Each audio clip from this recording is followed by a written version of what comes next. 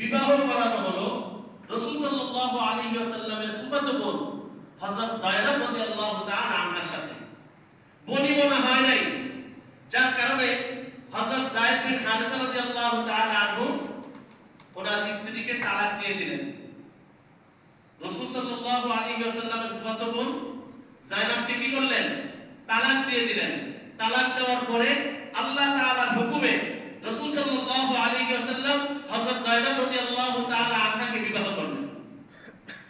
এই যখন বিবাহ করলেন তখনই তো মক্কার কাফের মুশরিকরা তারা হইচই লাগাইয়া দিল যে মুহাম্মদ তার পুত্রবধূকে বিবাহ করেছে। মুহাম্মদ তার পুত্রবধূকে কি করেছে? বিবাহ করেছে। শরীয়তের মাসআলা হচ্ছে পুত্রবধূকে বিবাহ করতে পারবে বাবা? পুত্রবধূকে বিবাহ করতে পারবে না। তালাক দিলেও পারবে না। তালাক দিলেও পারবে না। এখন পালক পুত্র যদি মারা যায় অথবা তার স্ত্রীকে তালাক দেয়, পালক পুত্র যদি মারা যায় অথবা তার স্ত্রীকে তালাক দেয়, সেই স্ত্রীকে বাবা কি করতে পারবে? বিবাহ করতে পারবে। বাবা তো না। এই যখন হইচই শুরু হয়ে গেল তখন আল্লাহ রাব্বুল আলামিন আয়াত নাযিল করলেন, মা কানা মুহাম্মাদুন আবা আহাদিন মিন রিজালিকুম। আরে মুহাম্মদ তো কোনো পুরুষেরই পিতা না। মুহাম্মদ তো কোনো পুরুষেরই পিতা না। মিন রিজালিকুম মিন আওলাদিকুম মিন যাকারিকুম মিন আবনাইকুম, এই সমস্ত শব্দ কিন্তু ব্যবহার করা হয় নাই। মিন রিজালিকুম রাজুলুন, রাজুলুন, যাকারুন, যাকারুন শব্দ কিন্তু পুরুষের ক্ষেত্রে ব্যবহার হয়। হ্যাঁ, আওলাদুন পুরুষ সন্তানের ক্ষেত্রে ব্যবহার হয়, আবনাউন পুরুষ সন্তানের ক্ষেত্রে ব্যবহার হয়। কিন্তু আল্লাহ তাআলা কোরআনে কোন শব্দটা ব্যবহার করলেন?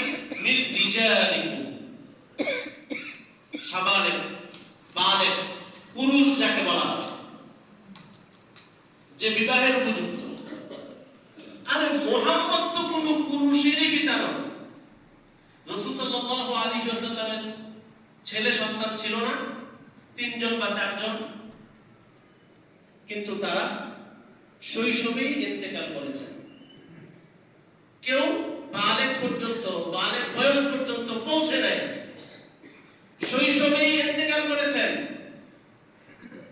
তো আল্লাহ তাআলা বলতেছেন, আরে মুহাম্মদ তো কোনো পুরুষেরই পিতা না,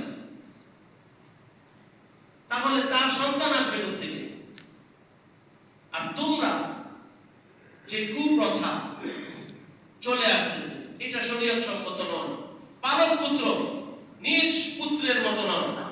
পালক পুত্র পালক পুত্রই, এবং পালক পুত্রকে কখনো তার এই পালক বাবার দিকে নিসবত করে নাম ডাকা যায় না। যায়েদ ইবনে মুহাম্মদ বলা যাবে না। আল্লাহ তাআলা সরাসরি নিষেধ করেছেন কোরআনে। যায়েদ ইবনে মুহাম্মদ বলতে পারবে না, যায়েদ ইবনে হারিস। তো আল্লাহ রাব্বুল আলামিন এখানে এটা স্পষ্ট করে দিলেন যে রাসূলুল্লাহ সাল্লাল্লাহু আলাইহি ওয়াসাল্লাম কোন পুরুষের পিতা নন। এটা হচ্ছে একটা জবাব। এই ঘটনার পরিপ্রেক্ষিতে আয়াতটা নাযিল হয়েছে। আরেকটা বিষয় হচ্ছে ওয়ালাকিন রাসূলুল্লাহ, তিনি হচ্ছেন আল্লাহর রাসূল, ওয়া খাতামান নবিয়্যিন, এবং সর্বশেষ নবী। যেহেতু তিনি সর্বশেষ নবী, ওনার পরে আর কোনো নবী